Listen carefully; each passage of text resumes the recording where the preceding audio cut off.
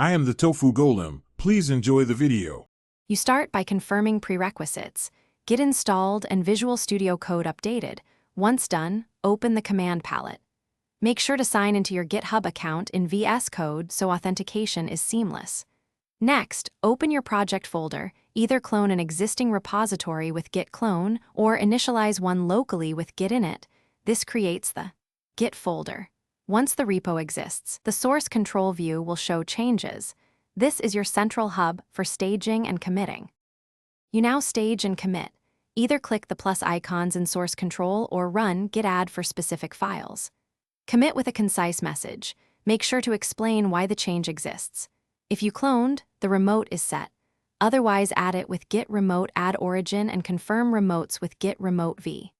Once linked, use git push uorigin main or select push from the status bar.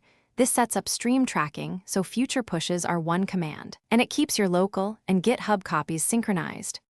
To finish, always pull before pushing. Git pull origin main or use pull in VS Code to fetch remote changes. This prevents surprises. If conflicts appear, open the conflicting files, choose changes or combine them, then stage and commit the resolution. Push your final commit with git push. If something goes wrong, run git status and git log to diagnose. Make sure you're authenticated and run git fetch to update remotes.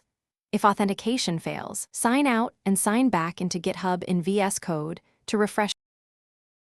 Thanks for watching. Consider subscribing if we helped you today.